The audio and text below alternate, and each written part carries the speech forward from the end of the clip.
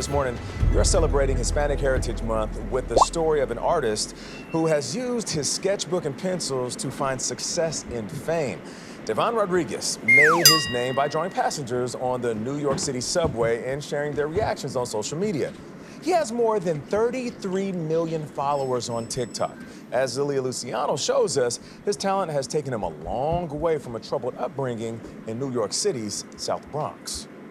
Excuse me, I drew you. I always dreamed about I love your hat. being like this big artist, and I used to like Miss, I drew you. envision myself like on Billboard. Artist Devon Rodriguez got his start sketching on the subway. Now he can't even walk down the street without getting recognized for his work. I drew you.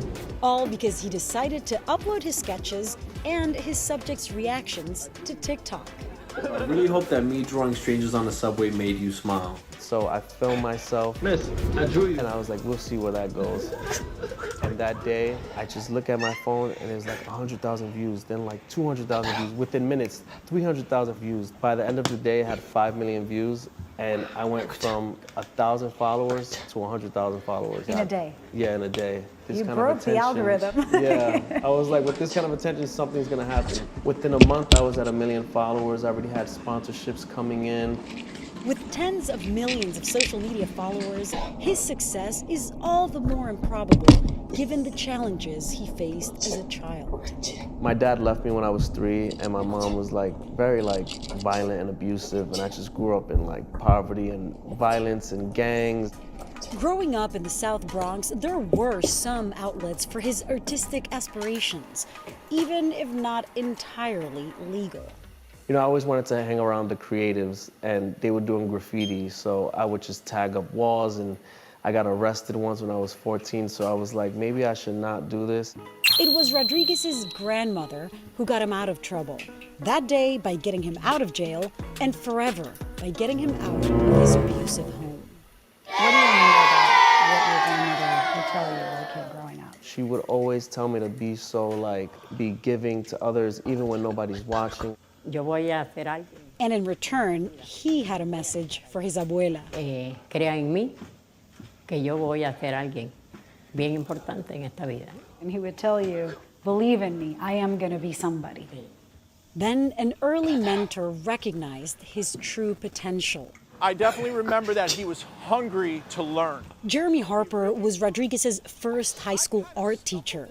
I remember him saying to me, like, how do I get good? My first thing I said to him was, get a sketchbook, go and just walk around the city, buses, parks, subways. And that advice changed everything. His reels blew up during the pandemic when so many missed the ordinary things, like the smile of a stranger on the subway. Why do you think you have become such a viral, explosive sensation? I think people love like the wholesome quality of somebody feeling like they were so seen. So when you're watching the video of somebody receiving their portrait, you almost feel what they feel. I lived in London for a long time. There's this kindness that is part of everything that you showcase. Where does that come from? I always had like this innate belief that, so if you put out positivity, you're gonna get positivities. I'm always trying to treat people the way I want to be treated. Keep smiling. To the sketches, he has now added interviews for the full picture, from perfect strangers to the biggest celebrities. But yeah, thank you for this. I'm done with your drawing, so. You're kidding? Yeah. Okay, I'm gonna see it. Wow, that's really good.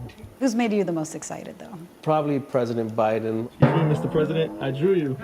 I'll text you. He crossed over from online fame to real-life fame. A line of fans at a recent gallery opening stretched several blocks.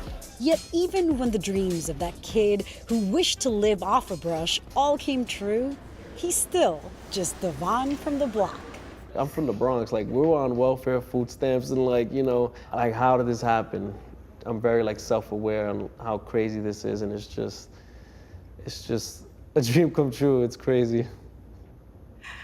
I have been following him for so long. I've been wanting to tell this story for so long, and I also really wanted to meet his teacher because Devon gives his teacher, Jeremy, so much credit for his success, and I loved what his teacher told me. Jeremy said, as a teacher, you have to take the passion, the fire that's in a student, nurture it, and then send them off to the world.